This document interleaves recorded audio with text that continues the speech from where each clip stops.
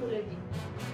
प्रदीर्घ काळापासून कोर्टात प्रलंबित असलेल्या शिवसेना नाव आणि चिन्हाचा खटला पुन्हा एकदा लांबणीवर पडला आहे. आज सुप्रीम कोर्टात शिवसेना नाव आणि धनुष्यबाणावर अंतिम सुनावणी होणार होती. मात्र सुनावणी आधीच कोर्टाने या खटल्याला पुढची तारीख दिली आहे. त्यामुळे आता या खटल्याची पुढील सुनावणी शुक्रवारी होणार आहे.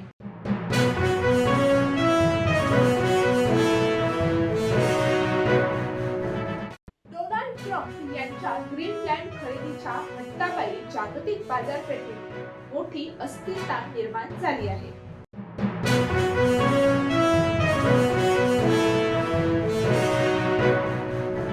महापौर पदासाठी आरक्षणाची सोडत काढली जाणार आहे. दरम्यान महापौर पद अनुसूचित जमाती एसटी प्रवर्गासाठी आरक्षित होण्याची शक्यता देखील वर्तवली जात आहे. यामुळे मोठ्या प्रमाणात राजकीय तर्कवितर्क सुरू आहे. एसटी साठी आरक्षित असलेला प्रभाग क्रमांक 53 आणि 121 मध्ये उद्धव सेनेच्या उमेदवारांनी विजय मिळवला आहे आणि त्यामुळे महापौर पदासाठी एसटी आरक्षण जाहीर झाल्यास याचा फायदा उद्धव सेनेला होऊ शकतो असे देखील म्हटलं जात आहे.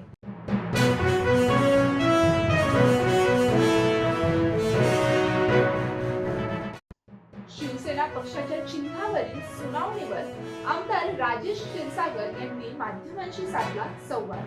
मी सर्व पत्रकार बांधवांचे मनपूर्वक आभार व्यक्त करतो. झालेल्या कोल्हापूर महानगरपालिकेच्या निवडणुकीमध्ये वेळोवेळी महायुतीची भूमिका आपण स्पष्ट करत मतदारांच्या पर्यंत पोहोचवली आणि विजयामध्ये महत्वाचा वाटा उचलला. अर्थात सुरुवातीपासूनच आपल्याला माहिती आहे महायुतीच्या माध्यमातून निवडणुका व्हाव्यात यासाठी माझा फार प्रामाणिक प्रयत्न होता. मी नेहमीच म्हणायचो की एक पाऊल पाठीमागे आणि 2 पाऊल पुढे जा, महायुती घडवायची आहे. आणि त्याप्रमाणे कुठल्याही दुधामध्ये मिठाचा खडा नाही पडला पाहिजे यासाठी मी सातत्यानं प्रयत्न करत राहिलो. संपूर्ण तिन्ही पक्षाच्या ज्येष्ठ नेत्यांशी वारंवार सुसंवाद साधत काही ठिकाणी त्याग करण्याची परिस्थिती देखील निर्माण झाली. शिवसेनेच्या निवडून येणाऱ्या सीट देखील काही ठिकाणी शेवटी महायुतीमध्ये जागा वाटपामध्ये अशी प्रत्येकाच्याकडे परिस्थिती येते. पण जर आपण एकंदरीत पाहिलं तर जास्तीत जास्त शिवसेनेनं मोठा त्याग केलेला असं म्हटलं तर चुकीचं ठरणार नाही. आणि खऱ्या अर्थानं निवडणुकीचा निकाल जर पाहिला तर ज्या पद्धतीनं उत्तरची प्रत्येक पेठ शिवसेनेबरोबर थेट हे विधानसभेमध्ये आपण पाहिलं होतं ते आज परत एकदा सिद्ध झालेलं आहे की उत्तरची प्रत्येक पेठ महायुतीसोबत थेट जवळपास 20 पैकी 16 ठिकाणी महायुतीच्या जागा निवडून देत परत एकदा पेठातल्या तमाम मतदार बंधू भगिनी माझ्यावर विश्वास ठेवलेला आहे. त्यांना मी मनपूर्वक धन्यवाद देतो. जुना भाग पेठ हे शिवसेनेचा प्राण आहे, महायुतीचा प्राण आहे आणि म्हणून या भागातील संपूर्ण विकास कामं ही तातडीनं संपवण्याचा आमचा प्रयत्न राहील. एकंदरीतच झालेली निवडणूक अत्यंत चुरशीनं लढली गेली. 4 जणांचं पॅनल ही पहिलीच निवडणूक असल्यामुळे थोडासा उमेदवारांच्या मध्ये कोऑर्डिनेशनचा अभाव जाणवला आणि त्यामुळं थोडंफार काही ठिकाणी नुकसान देखील झालं. तरी पण मतदारांचा ट्रेंड जर पाहिला तर तो निश्चितपणे विधानसभेचा ट्रेंड जो होता, जो नगरपालिकेचा ट्रेंड होता तोच राहिलेला आहे. आणि म्हणून कोल्हापूर शहरातील तमाम मतदार बंधू भगिनींचं मी या ठिकाणी मनपूर्वक धन्यवाद व्यक्त करतो. अगदी कसबा बावड्याचा विचार जर केला तर कसबा बावड्यामध्ये आजच मला 4 पराभूत झालेले आमचे उमेदवार थोडक्यात पराभूत झालेले येऊन भेटले आणि त्या ठिकाणी बूथ कॅप्चरिंग कसं केलं जातं, त्या ठिकाणी बोगस मतदान कसं नोंदवलं जातं याविषयी त्यांनी माहिती दिलेली आहे. त्याचबरोबर ती दादागिरी जी आहे निश्चितपणे मला या ठिकाणी एवढं म्हणावं लागेल की कसबा बावड्यामध्ये मतदार जरी आमचे 4 पराभूत झाले असले तरी विजय त्यांचा झालेला आहे. बोगस मतदानाद्वारे त्या ठिकाणी बोगसगिरी केली जाते. निवडणुकीच्या दिवशी त्या ठिकाणी बूथ कॅप्चर केले जातात आणि मग हे असं करून शेवटी मी फार शहाणा आहे असं दाखवण्याची जी प्रवृत्ती आहे त्याला लोकांनी या ठिकाणी चोख उत्तर दिलेलं आहे. मी ज्यांना नेगेटिव्हचा बादशाह म्हणतो त्यांनी परत एकदा काही निगेटिव्ह नेरेटिव्ह सेट करण्याचा प्रयत्न केला की शिवसेना आणि काँग्रेस सोबत जाऊ. या ठिकाणी मी निश्चितपणे याविषयी आमचे उपमुख्यमंत्र्यांनी मुख्य नेते एकनाथजी शिंदे साहेब यांनी देखील भूमिका स्पष्ट केलेली आहे. मी देखील याविषयी भूमिका स्पष्ट करतो की महायुती म्हणूनच आम्ही या ठिकाणी आमचं सरकार किंवा महापालिकेमध्ये सत्ता स्थापन करू आणि निश्चितपणे या ठिकाणी 26 सीट भारतीय जनता पक्षाच्या आलेल्या आहेत, 14 सीट शिवसेनेच्या आलेल्या आहेत, राष्ट्रवादीच्या देखील 4 सीट आलेल्या आहेत आणि राज्यामधला आमचा मित्र पक्ष जनसुराज्य यांची 1 सीट आलेली आहे. अशा मिळून 81 पैकी 46 ठिकाणी आमच्या जागा आलेल्या आहेत आणि म्हणून प्रत्येकाला न्याय देण्याचा आम्ही प्रयत्न करू. निश्चितपणे आज 23 जानेवारीला वंदनीय शिवसेना प्रमुख बाळासाहेब ठाकरे यांची 100वी जयंती आहे आणि या जयंतीच्या निमित्तानं मी त्यांना वंदन करत असताना त्यांची जी इच्छा होती कोल्हापूर महापालिकेवर भगवा फडकवण्याची ती आज पूर्ण होत आहे. कोल्हापूरमध्ये शिवसेनेचा पहिला महापौर होणार आहे याची मला खात्री आहे आणि म्हणून त्यांना वंदन करून त्यांच्या विचाराचं मतदान या ठिकाणी आहे. त्यांच्या विचाराच्या मतदानाने शिवसेनेला पहिल्यांदा या ठिकाणी अशा प्रकारचं यश, घवघवीत यश दिलेलं आहे. मला वाटतं पूर्वी 11 जागा सर्वोच्च आल्या होत्या आणि आज 14 जागा आल्या. आज महायुती असल्यामुळे जागा कमी दिसतात, पण ठीक आहे. महायुती म्हणून आम्ही विचार केला तर आम्ही निश्चितपणे चांगलं यश या ठिकाणी मिळवलेलं आहे आणि निश्चितपणे पुढच्या काळामध्ये जे कोणी लायक असतील किंवा सर्वसामान्य असतील किंवा एकंदरीत शिवसेनेचे नगरसेवक असतील त्यांना प्रत्येक ठिकाणचं पद देण्याच्या दृष्टीने आमचा प्रयत्न राहील. साहेब, कोल्हापूर महानगरपालिकेवर भाजपचा परिणाम हा होणार असं त्यांच्या मित्रांकडून सांगितलं. शिवसेनेचा महायुतीमध्ये नेमकं काय ठरलं? भाजपचा पहिला महापौर काय शिवसेनेचा पहिला महापौर मी असं नाही म्हटलं, शिवसेनेचा महापौर होणार म्हटलं. शेवटी मोठा भाऊ हा मोठा भाऊच आहे. आपण म्हणतो ना मोठा भाऊ काय गुजरात एक शब्द आहे. 2.5 वर्षानंतर नाही बघा, ह्या सगळ्या गोष्टी अजून आता 22 तारखेला आरक्षण आहे त्यानंतर होणार आहे, पण निश्चितपणे 2.5 वर्ष भारतीय जनता पक्षाचा महापौर असेल आणि 2.5 वर्ष शिवसेनेचा नॅचरल जस्टिस प्रमाण असेल. कारण आम्ही काय कुठं 2-4 जागा घेऊन सत्तेवर आलेलो नाही, तर बरोबर आहे ना, आम्ही 33-34% आम्ही देखील वाट्यामध्ये आहोत. तर निश्चितपणे मला या ठिकाणी कुठलं तुझा भाव आम्हाला करायचं नाही आहे. मी नेहमीच म्हणायचो की राज्याचे नेते चंद्रकांतदादा पाटील, हसनजी मुश्रीफ, कोल्हापूरचे पालकमंत्री प्रकाशजी आंबेडकर यांच्या माध्यमातून यांच्या नेतृत्वाखाली आम्ही निवडणुका लढलेल्या आहेत आणि यामध्ये त्यांची तिघांचीही भूमिका नेहमीच सामंजस्याची राहिलेली आहे. आम्ही या ठिकाणी लढाईला सेनापती म्हणून पुढे जात असलो तरी दारुगोळा पुरवायचं काम या सर्वांनी केलेलं आहे आणि दारुगोळा पुरवत असताना सर्व एकत्रित करून या सगळ्या दृष्टीनं पुढे कसं जाता येईल किंवा सत्तेपर्यंत कसं जाता येईल या 3 नेत्यांनी सगळे निर्णय घेतलेले आहेत आणि आजही ते निर्णय घेताना या ठिकाणी चंद्रकांत दादा पाटील असतील, मुश्रीफ साहेब असतील, आंबेडकर साहेब असतील, हे चुकीचा निर्णय घेणार नाहीत. या ठिकाणी निश्चितपणे नॅचरल जस्टिस प्रमाणे शिवसेनेचा महापौर होईल. तो पहिला होईल, दुसरा होईल, तिसरा होईल हा विषय नाही आहे. राष्ट्रवादीला देखील आम्ही या ठिकाणी योग्य तो न्याय देऊ. तुम्ही आमदार झाल्यानंतर सर्किटचा प्रश्न मार्गी आयटी विभागाची पण जागा आहे. हातवाडे कसा भेटला त्याच्यावर तुम्हाला 2 आमदारांकडून 2 बनवायचे काय वाटतं? बऱ्यापैकी बघा, हद्दवाढ व्हावी ही सर्वांचीच मानसिकता झालेली आहे आणि निश्चितपणे मला खात्री आहे की लवकरात लवकर कोल्हापूर शहराला आम्ही गोड बातमी याविषयी करू. सतेज पाटलांनी काल परवा दिवशी म्हटलं होतं की बॅकडोर मध्ये चर्चा झाली, अप्रत्यक्षपणे त्यांनी शिवसेनेचे आपलं नाव घेतलं. पण यामध्ये खरंच अशी एखादी चर्चा आहे का अफवा आहे की पुन्हा छोटा सतेज पाटलांचं फ्रंट डोअरचं राजकारण लोकांनी संपवलं आहे, आता त्यांनी बॅक डोअरचं राजकारण करावं. तुमच्या त्यांची चर्चा नाही? माझी कुठलीही चर्चा नाही, काय राजकीय चर्चा होण्याचा प्रश्न होत नाही. 5 वर्ष महापौर पद तुम्हाला दिलं तर तुम्ही काँग्रेस सोबत जाणार? आम्हाला महापौर पद नाही मिळालं तर चालेल, आम्ही माहिती सोबत राहू, पण आम्हाला महापौर पद मिळणार आणि आम्ही ते घेणार.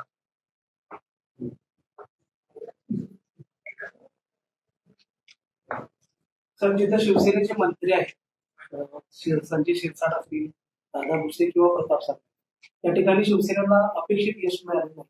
त्यामुळे आता मंत्रिमंडळात कुठेतरी पातळी फिरवण्याची चर्चा सुरू आहे. हा सर्वस्वी निर्णय सन्माननीय उपमुख्यमंत्री पक्षाचे नेते एकनाथजी शिंदे साहेब यांचा आहे, पण निश्चितपणे मी या ठिकाणी आशावादी आहे.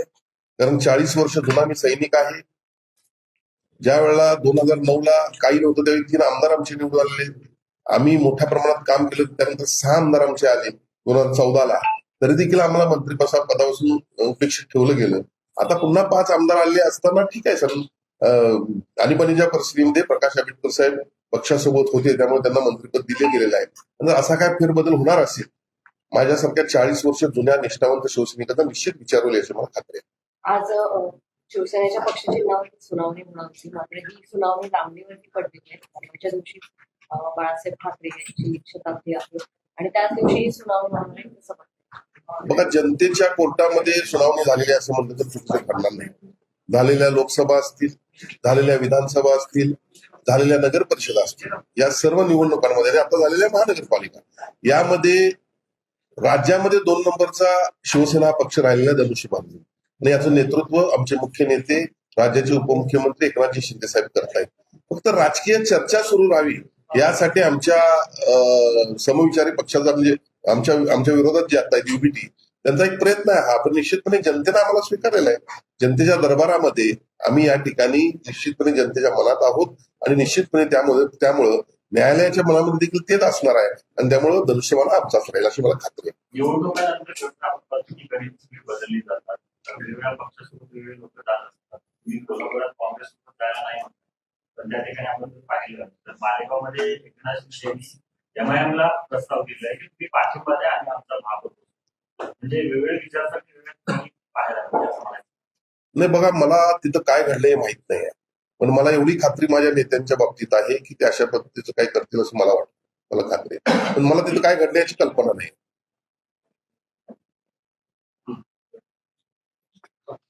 थँक्यू.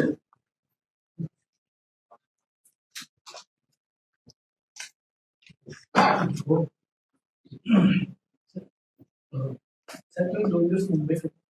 सध्या मुंबईच्या महापौर पदासंदर्भात अनेक प्रकारे मुख्यमंत्री जरी बावस्कर असले तरी पण एकनाथ शिंदे साहेबांकडून काही स्पष्ट सूचना किंवा काही आलेलं दिसत नाही.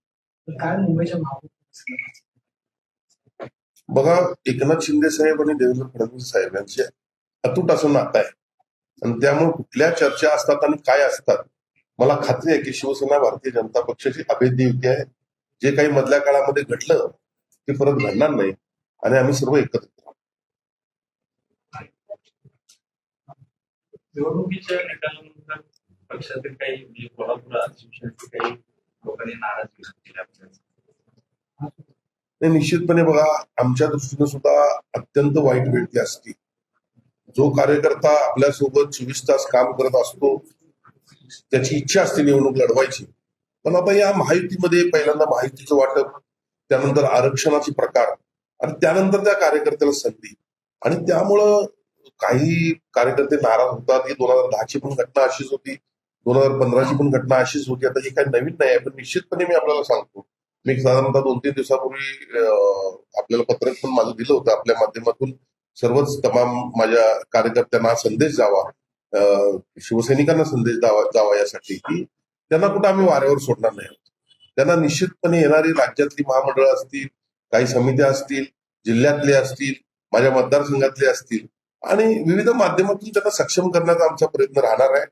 नाराजी राहणारच आहे. नाराजी प्रत्येकाला वाटत असतं मी निवडणूक लढवू किंवा लढावायला पाहिजे. निश्चितपणे काही ठिकाणी सक्षम असणाऱ्या कार्यकर्त्यांवर अन्याय देखील होतो, कारण महायुतीचे निर्णय आहेत. यामध्ये होऊ शकतो सक्षम असलेल्या कार्यकर्त्याला आम्ही तिकीट देऊ नाही शकलो, असं पण होऊ शकतं.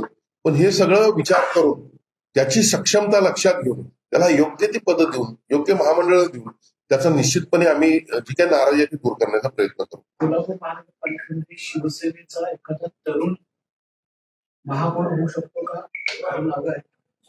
नाही, एकंदरीत मी माझी काम करण्याची पद्धत मी आपल्याला सांगतो की आपला प्रश्न म्हणजे डायरेक्ट माझ्यावरती आहे. आपल्याला असं म्हणायचं की माझ्या चिरंजीवांना महापौर करायचं आहे की काय? कोल्हापूरला नवीन चेहरा पाहिजे, तरुण चेहरा पाहिजे. मी सगळ्यात पहिला तर एक मी आपल्याला सांगू इच्छितो की ज्या पद्धतीनं ह्या मतदारसंघामध्ये माझे चिरंजीव ऋतुराज क्षीरसागर उभारले होते, जे भासवण्यात आलं की आमदार पुत्र वर्सेस कार्यकर्ता, हे सगळ्यात पहिल्यांदा मी खोडून काढतो. कारण त्यांनी गेले 5 वर्षामध्ये संपूर्ण महाराष्ट्रामध्ये युवा सेनेचं काम पाहिलेलं आहे. खासदार श्रीकांत शिंदे यांच्या खांद्याला खांदा लावून 5-7 वर्षामध्ये, पण पूर्वीच्या आमच्या नेत्यांच्या श्रीकांत शिंदे साहेबांच्या. बरं, 2019ला माझा पराभव झाल्यानंतर त्यावेळेला एक प्रभाग रचना होती. त्यावेळेला या मतदारसंघामध्ये त्यांनी एवढी कामं केलेली आहेत की लोकांनी त्यांना डोक्यावर घेतलं होतं. आणि मग एखाद्या वेळेला माझ्यासारख्या कार्यकर्त्याला किंवा त्याच्यासारख्या कार्यकर्त्याला असं वाटतं की मी एवढं काम करत असताना हे सोशल मीडियातून जे काही माझ्या विरोधातलं जे प्रकार होता त्याला उत्तर कशाला देऊ, त्यामध्ये त्यानं उत्तर त्याला दिलं नाही. पण निश्चितपणे मला खात्री आहे की हा प्रयत्न होता. अनेक लोकांना असं वाटत होतं की ऋतुराजची राजकारणातली एंट्री म्हणजे त्यांच्या काही सुपुत्रांना पुढचा धोका आहे आणि त्यामुळे प्रत्येकानं विरोध केला त्याला. पण निश्चितपणे या ठिकाणी कुणीही विरोध केला, मी या मतदारसंघामध्ये लक्ष देखील घातलं नाही.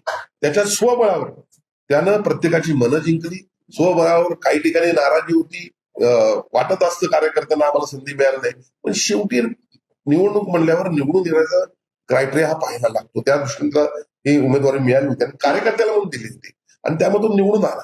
आता महापौर पदाचा जो विषय आहे, हा विषय शेवटी वरिष्ठ निर्णय घेतील. आमच्या पक्षातले वरिष्ठ देखील निवडून आलेले आहेत. मी असं कधीच म्हणणार नाही की माझा मुलगा निवडून आलाय त्याला पहिल्यांदा महापौर करा, मी असं कधी म्हणणार नाही. आणि म्हणून हे सगळे निर्णय जे आहेत, आम्ही 14च्या 14 जे निवडून आलेले आहेत नगरसेवक, हे प्रचंड कष्ट करून निवडून आलेले आहेत.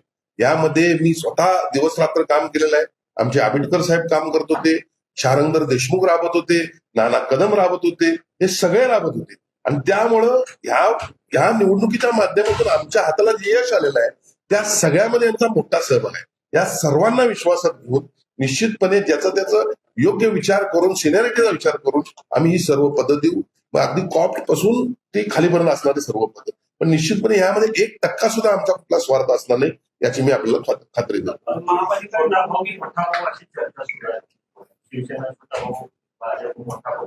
मुस्लिम सरकार त्याचे 2 वर्ष 2 वेळेला तेच होते, त्यांची काही चर्चा झाली की नाही? त्यांना काही मुश्रीफ साहेब हे ज्येष्ठ नेते आहेत महायुतीचे, त्यांच्या नेतृत्वाखाली ही निवडणूक लढली गेलेली आहे आणि म्हणून त्यांना विचारल्याशिवाय दुसरं आम्ही पुढे जाणारच नाही. त्यांना त्यांचा विचार महापौर पदावर सगळ्या पदांमध्ये, महापौर असेल, उपमहापौर असेल, स्टँडिंग असेल, महिला बालकल्याण असेल, स्कूल बोर्ड असेल, परिवहन असेल, कॉपची पद असतील, आणखीन समित्या काही केल्या, या सगळ्या पदांचा निर्णय जो होणार आहे तो निश्चितपणे मोठा भाऊ, मधला भाऊ, छोटा भाऊ सगळे मिळून घेणार आहेत. महापालिका निवडणुकीत 2.25 लाख पत्नी लोटाला पाहिजे, याचा काही विचार शिवसेनेकडून 2.25 लाख मला वाटत नाही. 1 लाख 1 लाख नाही पॉसिबल नाही. एकूण मतदानच किती आहे? 5 लाख 23,000 असतील. हा, आता नोटाला मतदान पडण्याचं प्रमाण वाढलेलं आहे. हे निश्चितपणे याचा विचार आमच्यासारख्या राज्यकर्त्यांनी केला पाहिजे. कारण लोकांना आम्ही का नकोस वाटतोय, तर त्यांचे काही अपेक्षा असतील, त्या अपेक्षाची पूर्तता करण्याच्या दृष्टीने आम्ही प्रयत्न करतो.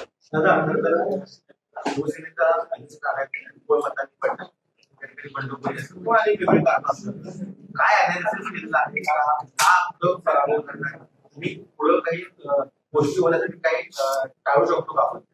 बघा, हे मान्य आहे की थोडक्या मतात अनेक सीट्स आपल्या पराभूत झालेल्या आहेत. अगदी नाईक नवरे थोडक्यात गेलेले आहेत, 90 मतांनी कधी पडले, अशा पद्धतीने पराभव झाले आहेत. याचं कारणच मी आपल्याला एवढं सांगतो की ही पहिली निवडणूक होती 4 प्रभागांची आणि यामध्ये मग काही जणांची नाराजी होती, काही जणांना तिकीट देऊ शकलो, काही जणांना देऊ शकलो नाही, काही बंडखोरी झाली आहे, मला मान्य आहे. पण मी तुम्हाला सांगतो की जरी बंडखोरी झाली असली तर आम्ही शेवटपर्यंत समजवण्याचा प्रयत्न केला. जवळपास 40 ते 50% पेक्षा जास्त बंडखोरी आम्ही शमवली निवडणुकीच्या अगोदर. काही लोक पुन्हा उभा राहिलेले आहेत, उभा राहिलेले असतील, पडले असतील तर ते आपलेच आहेत, त्यांच्यामुळे काही लोकांचं नुकसान देखील झालेलं आहे.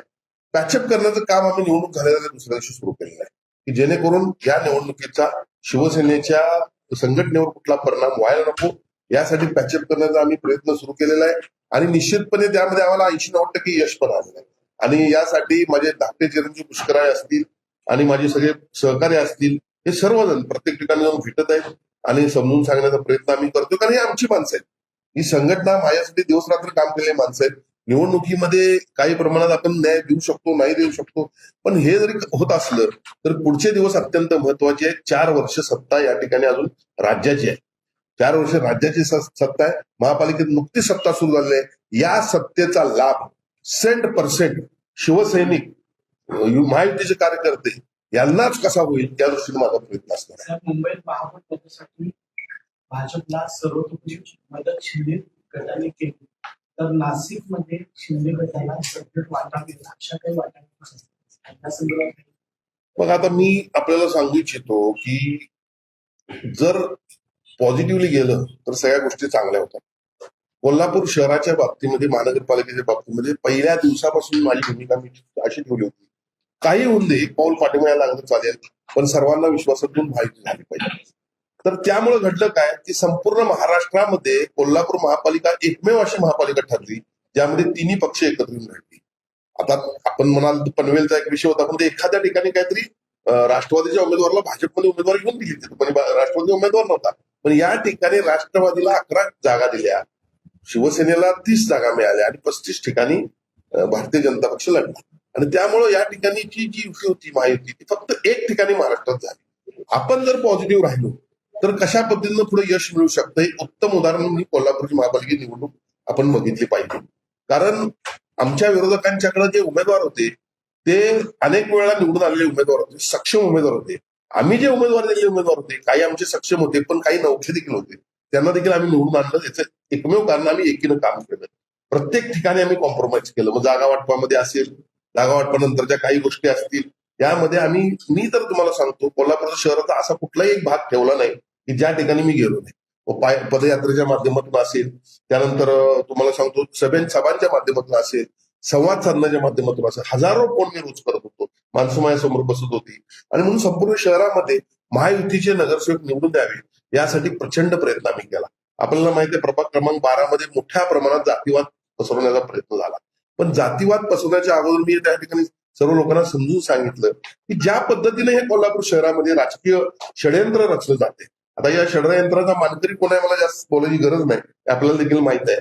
2012 मध्ये कोणी सुरू केलं तर त्या ठिकाणी त्यामध्ये प्रामुख्यानं महालक्ष्मी मंदिराला अजगराचा विळखा.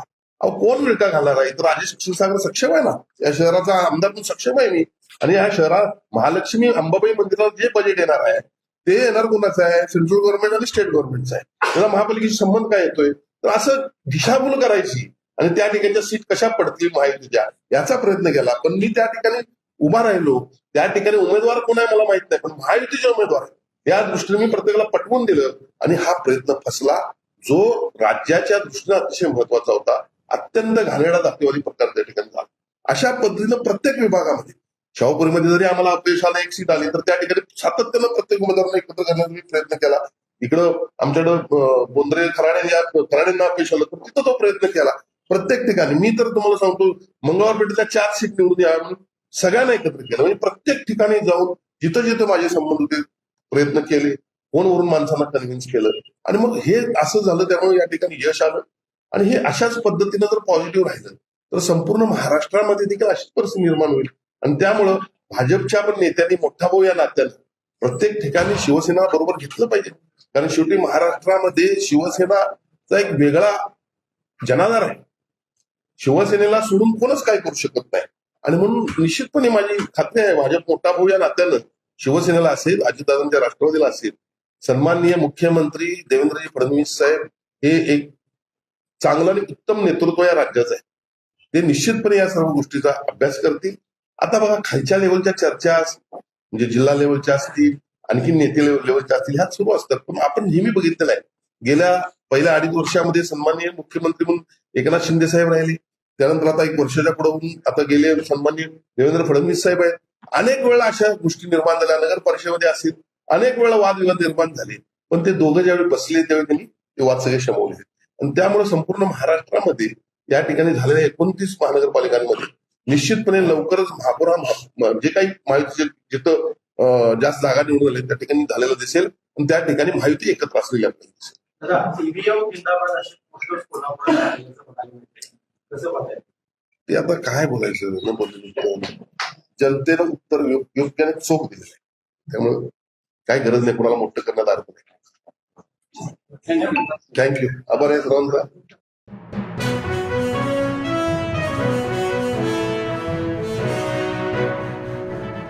एकीकडे 55व्या वर्षी संदीप जोशींची राजकीय निवृत्ती तर दुसरीकडे 45व्या वर्षी नितीन नवीन झाले बॉस.